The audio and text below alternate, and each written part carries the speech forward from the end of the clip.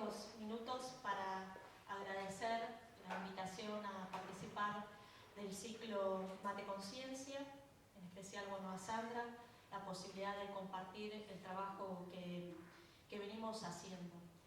Bueno, el título de la presentación que traje para conversar se llama La salud colectiva, la articulación de agendas de trabajo en clave colaborativa, y mi intención es ir desglosando el título de la presentación a medida que avance con el recorrido, a modo que vaya cargándose de sentido cada término que está incluido justamente en el título.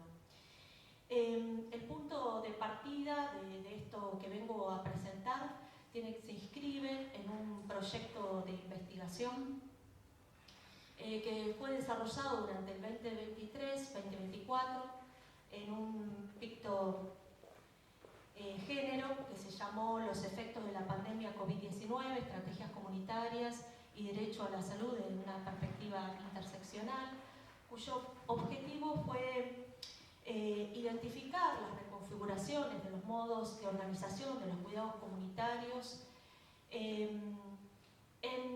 durante la transición de la pandemia a la pospandemia,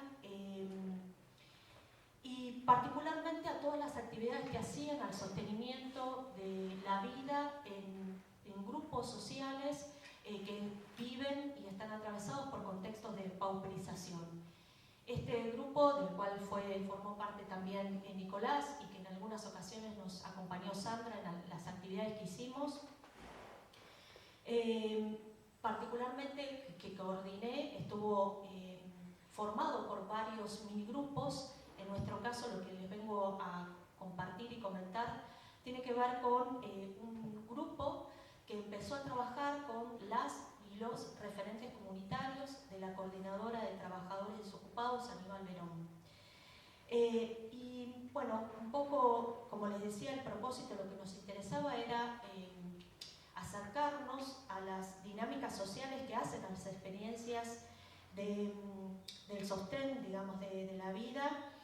Y antes de quizás a lo mejor centrarme en los resultados, me gustaría hablar un poco de la cocina de la investigación.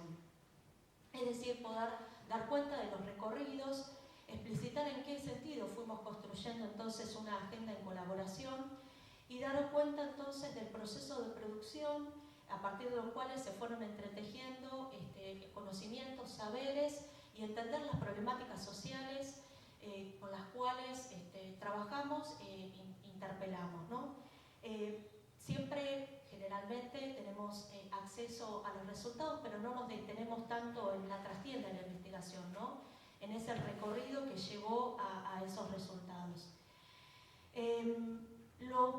Una de las cuestiones que nos planteamos desde este proyecto es desde qué perspectiva íbamos a trabajar esto de los cuidados de salud y el sostén de la vida, ¿no? Y lo elegimos hacer desde la perspectiva de la salud colectiva, entendiendo la salud colectiva como un modo de producción de conocimientos. Esto es una aproximación que permite generar saberes situados, identificando las dinámicas de vida más amplias que se inscriben en expectativas de bienestar de distintos grupos, y al mismo tiempo esto está vinculado a pensar también a la salud colectiva como práctica social. Como práctica social, ¿en qué sentido? En la posibilidad de articular esos conocimientos mediante el acompañamiento justamente de los procesos organizativos comunitarios, ¿no? Una de las cuestiones también que atravesó y que fue como transversal a este proceso que iniciamos tuvo que ver cómo es posible entonces construir conocimiento desde esta perspectiva y además qué contribuciones podemos hacer a la hora de trabajar con las distintas problemáticas involucradas en la sostenibilidad de la vida que atraviesan las personas y los grupos sociales con los cuales venimos trabajando. Esto nos llevó inevitablemente a trabajar el contexto, un poco para ponerlos en situación. Los barrios, trabajamos en dos barrios, en el barrio Aeroclub y en el barrio Porvenir. Ambos barrios están atravesados por profundas desigualdades sociales, sobre todo lo que tiene que ver con un déficit en la infraestructura. Este déficit en la estructura se expresa en el acceso limitado de familias en relación al agua, en relación a sus propios ingresos, en relación al transporte, en relación a la situación habitacional. Veníamos transitando una pérdida de los ingresos de estas familias.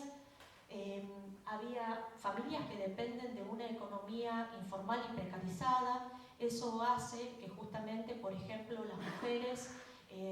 sobre las mujeres recaiga la mayor responsabilidad de los cuidados, en tanto, bueno, se trata mayoritariamente a lo mejor de hogares monomarentales, en donde las mujeres tienen las tareas de cuidado en los hogares, pero también sostienen los espacios comunitarios y al mismo tiempo son sostén de sus familias. Y esto también planteaba varios como desafíos en el momento en que iniciamos este trabajo. Y esos desafíos, que eran desafíos territoriales, tenían que ver con tres cuestiones. Por un lado, había un aumento de la deslegitimación de lo que venían haciendo las organizaciones sociales, que eran continuamente en los medios de comunicación y en la agenda social puestos en tela de juicio. Por otro lado, había una sospecha del uso de los recursos y al mismo tiempo una puesta en duda de los espacios de participación comunitaria. Esto fue generando un escenario de incertidumbre que vino acompañada, sobre todo en el 2024, con una reprogramación, una cuestión incierta sobre la continuidad de ciertas políticas sociales que estaban implementándose en el territorio, y también un debilitamiento del rol del Estado en esos espacios. Bueno, entonces esto era un poco el panorama, había cuestiones como candentes y bueno, en ese panorama entonces nos empezamos a preguntar cómo era posible construir una agenda en común. Y esa entonces agenda en común vino de la mano de trabajar en dos ejes. Por un lado, la invisibilización de las tareas de los cuidados, es decir, la necesidad de poner en valor el trabajo comunitario en estos espacios barriales, reconstruir todo lo realizado durante prepandemia, pandemia y pospandemia. Y después, el segundo eje, que para trabajar justamente con las y los referentes comunitarios, era posicionarse frente a las estigmatizaciones y la deslegitimación del azar territorial de las organizaciones sociales. Se nos ocurrió entonces trabajar en dos dispositivos, que ahora voy a conversar un poco sobre eso. Dos dispositivos que sirvieran justamente a la organización mostrar el trabajo en red que se venía haciendo. Para eso entonces, uno de los dispositivos fue trabajar en la producción de las cartografías sociales. Entendiendo a este mapa social de los cuidados, ahí hay dos que los trabajamos en afiches, en talleres, que después pudimos imprimir para, digamos, darle a las referentes que habían participado del proceso y que eso sirviera, ese mapa como mensaje social, es decir, con posibilidad de visibilizar las acciones de cuidado. ¿Qué es lo que se dibujó en esos espacios? Poder recuperar esas experiencias de trabajo, dibujar los lugares de apego, los roles, la participación, las vivencias ligadas a los cuidados dados y recibidos, donde se inscriben las huellas del pasado, también las percepciones del presente y las expectativas de futuro. La estrategia que usamos para reconstruir, cómo estos espacios estaban siendo vividos y todo lo que condensaba cada uno de ellos, cómo esa espacialidad era recorrida, hablaba de una temporalidad y hablaba de tensiones, pero también de cuestiones que se debatían en cada momento y en cada reunión. Elegimos la estrategia de contar ese territorio por etapas, ¿no? A partir de un derrotero. Cada color, que no sé si se puede visualizar claramente, respondía, digamos, a una consigna en donde lo que tratamos de hacer es que esta cartografía social de los cuidados pudiera unirse un lenguaje visual con una narrativa que acompañara el relato sobre eso que se estaba dibujando. Entonces, primero empezamos a trabajar la caracterización del barrio, cómo es el territorio donde se trabaja, donde trabaja la organización, quiénes están, qué hay en ellos, con qué nos encontramos, ¿no? Y eso fue como la primera etapa que aparece, digamos, en color negro, y significativamente aparecieron, que ahora lo voy a contar en la próxima diapo, estos lugares de apego, los lugares significativos, ¿no? Los lugares del hacer. Después, como les decía, como nos interesaba ver qué había pasado en la transición, cuáles eran las continuidades o discontinuidades en los modos de organización de los cuidados, quiénes aparecían en escena, quiénes desaparecían de esa escena en cada momento, cómo habían intervenido. Trabajamos en una segunda etapa que tuvo que ver cómo nos cuidamos en pandemia y entre quiénes, ¿no? Entonces, referenciar esas acciones pasadas que se habían puesto en práctica en el momento tanto del aislamiento social preventivo y obligatorio y en el momento del distanciamiento que vino a posteriori. Una tercera etapa tuvo que ver con los modos en que nos cuidamos hoy, qué actividades, elementos, necesidades había, y ahí fueron surgiendo distintas problemáticas. Y esto estuvo ligado a un cuarto momento que tiene que ver con lo que les decía, cuáles eran los actores que aparecían o desaparecían o estaban intermitentes en esos territorios para resolver los problemas de los cuidados.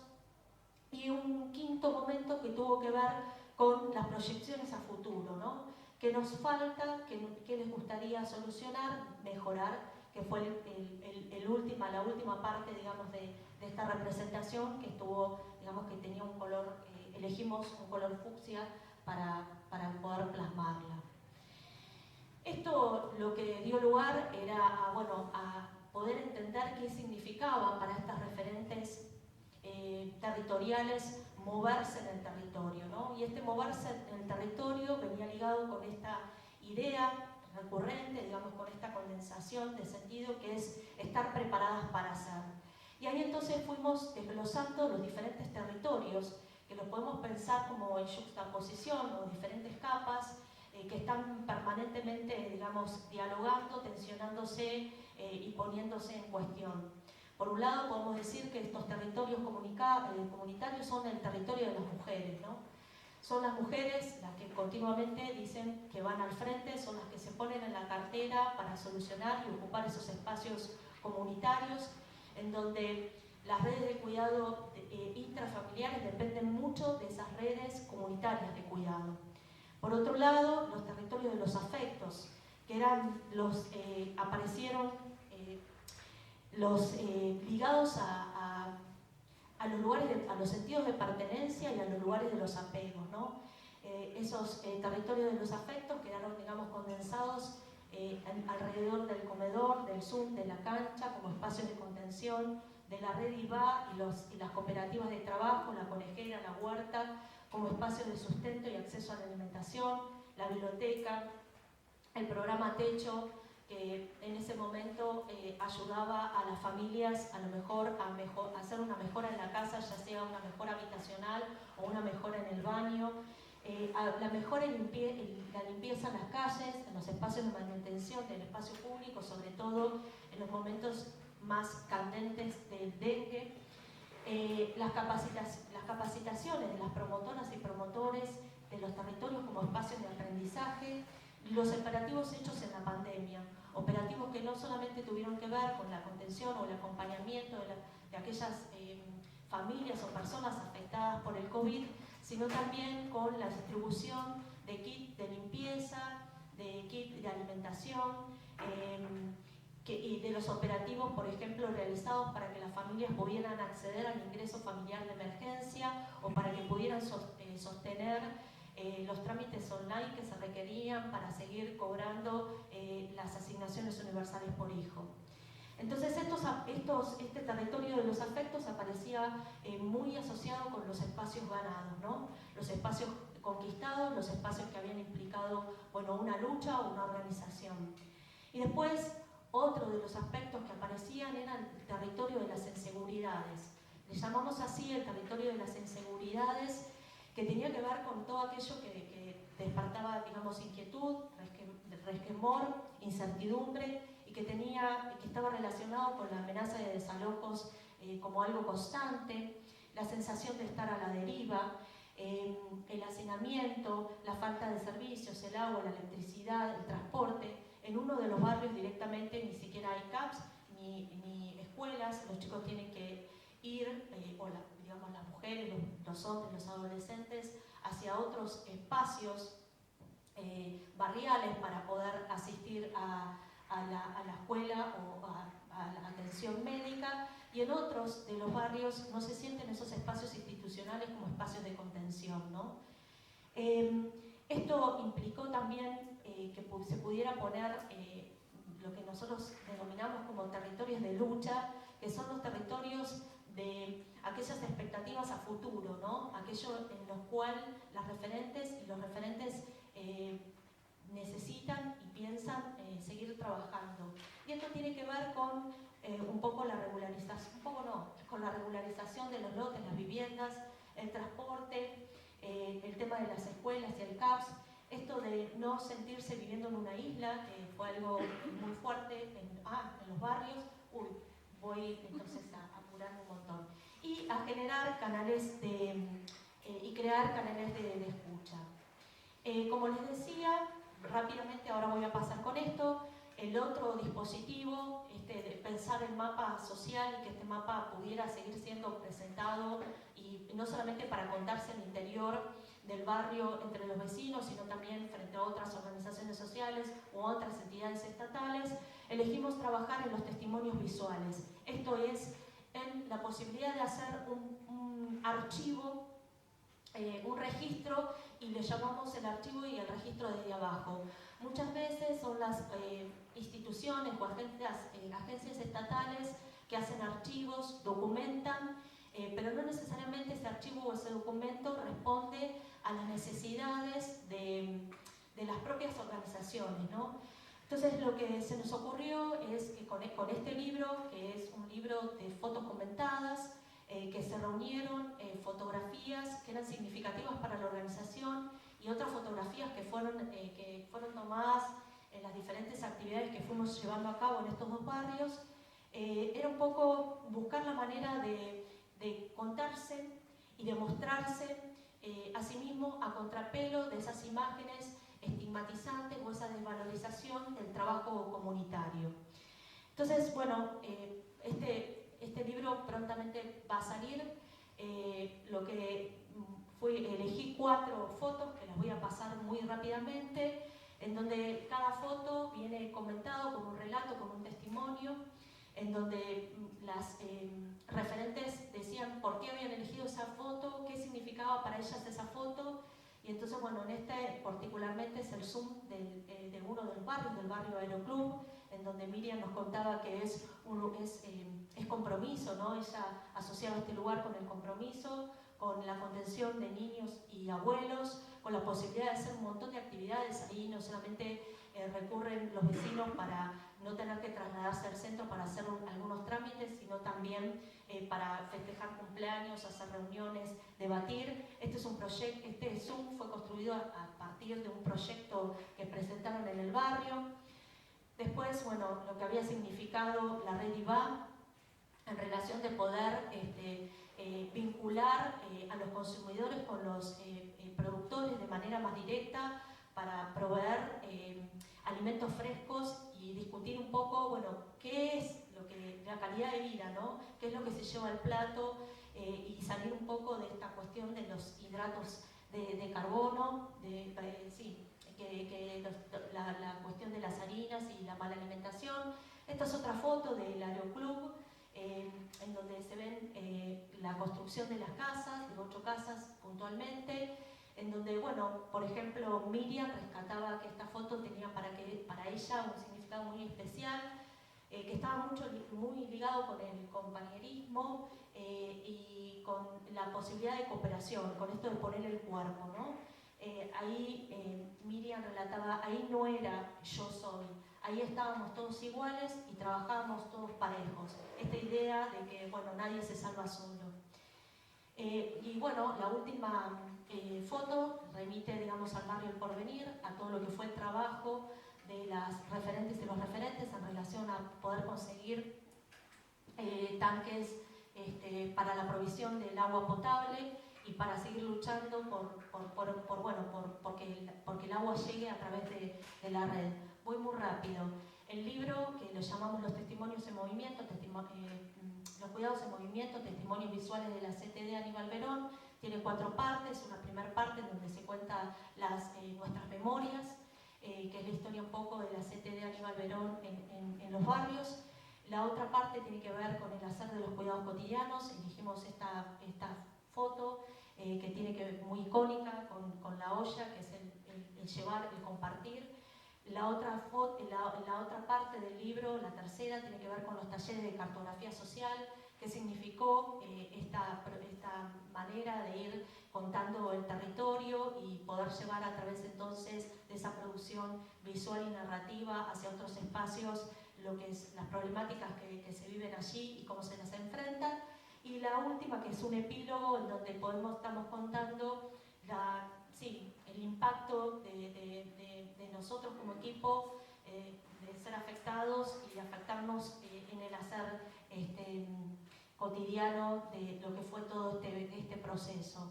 Por último, bueno, seguimos trabajando en qué significa reconocerse en las necesidades comunes, en la agenda social, en la problematización de la carga de las responsabilidades públicas, comunitarias y personales de las tareas de cuidado, los arreglos entre las agencias estatales, institucionales y familiares, y sobre todo en los desafíos de construir nuestras agendas de investigación con las agendas sociales en contextos donde trabajamos. Bueno, muchas gracias y fue rapidísimo.